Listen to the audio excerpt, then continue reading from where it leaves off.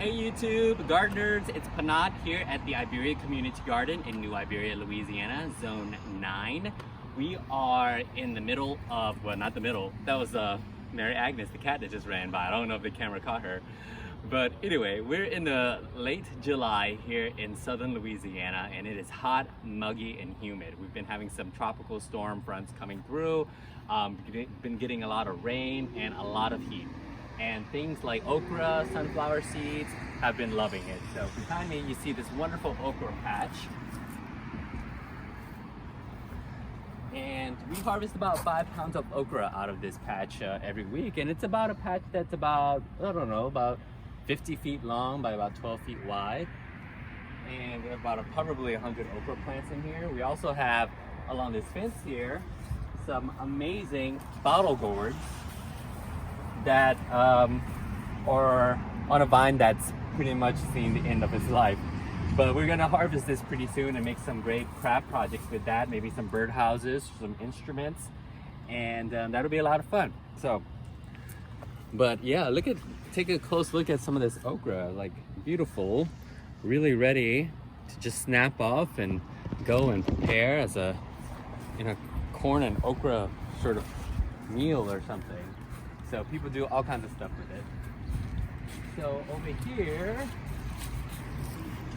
we have a few wonderful sunflowers that have gotten pretty large, and they're at a point now where they're starting to droop over, which means that the flower is pretty much done doing its thing. And we have some pollinators up on there too. So if you want to maybe sneak around here, I'm about 5'10", 5'11"-ish, 5'10" really, and almost 6 feet. And so this sunflower is about 10 feet high, I guess. This ladder's about a 4-foot ladder. So we can check this out. Let's see how high I could get up on this. I'm doing acrobatic daredevil stunts up here. So yeah, I would say that's about a 10-foot tall sunflower. Let me see if I can get on top of this ladder. Yeah, so I'm like basically 6 feet. The ladder's 4 feet tall. And this sunflower head, it's still pretty young. I would probably wait a little while longer for the seeds to dry out before I cut the stalk down. Hold it steady. So I'll just leave it up here for a little while longer for it to do its thing. But I might just cut some of the other ones just to have a little nice sunflower in a floral arrangement in the kitchen table. So just to brighten up the house a little bit. So I'm gonna go down and show you guys some other things that are growing around the garden. Let's see.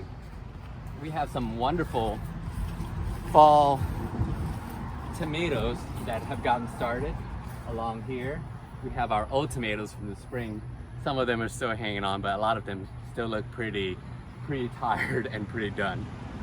But yeah, these are all new sort of cherry tomato varieties and heirloom varieties, and they look pretty healthy. They're starting to flower, and it's really exciting. So we should probably get some tomatoes from those by September, I think.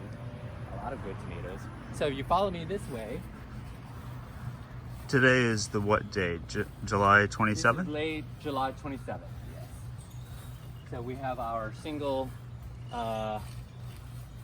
stemming approach to tomato gardening here, where we prune off the suckers and we keep it all on a single stem, and it works pretty well for us with the kind of system that we had. So these are our old tired tomatoes that we had planted in spring. They really produced great for us in April, but after that they just tired out. But if it cools down, maybe it'll produce some flowers again. I see a few little flowers here and there, so maybe we'll get some. All right, so come up and follow me to this side of the greenhouse. You'll see. Of course, hot weather also is a great thing for eggplants, and we have about 300 eggplant plants growing in this greenhouse. And we had a big volunteer group come in this week, courtesy of Trip Right, and they were amazing, and they did so much work in here, and it looks so good in here right now. Usually it's a jungle growing in here. but we have maybe 5 different varieties of eggplants. So this is one variety. I think this is called the dusky eggplant variety, dusky, and they stay kind of small, on the smaller side. We also have this wonderful Italian variety here. It's really slippery in here, so you gotta be careful. I think this is called Calliope. This is, and right here is a wonderful Italian variety as well. And that looks like it's ready to harvest, so I'm just gonna pull that off so it doesn't get overripe. Beautiful, huh? I'll pull this one too, why not? Gorgeous.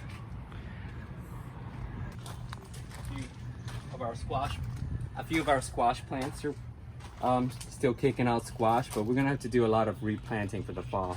And of course we get our okra. I'm gonna show you guys some of the sunflowers that we have along the back here too. Maybe cut one or two stalks down for our garden. This is our wash station area. Things are looking a little messy, so please forgive us. Doing some house cleaning. Yeah, we need to do a little. We need some volunteers to come and help out. These are our tomato beds along with some melons, and we have some nice little sunflowers out here. And if you zoom in, there's a giant bumblebee in here. A few giant bumblebees that are hanging out, and I don't want to cut these while they're having their dinner, so I'm gonna leave these sunflowers. So leave nature to do its thing. But maybe there's one down here.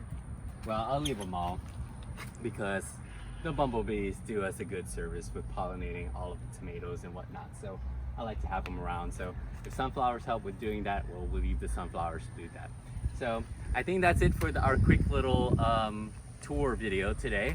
So if you like what you see, please hit that subscribe and like button, and follow us on Facebook as well at the Iberia Community Garden Co-op.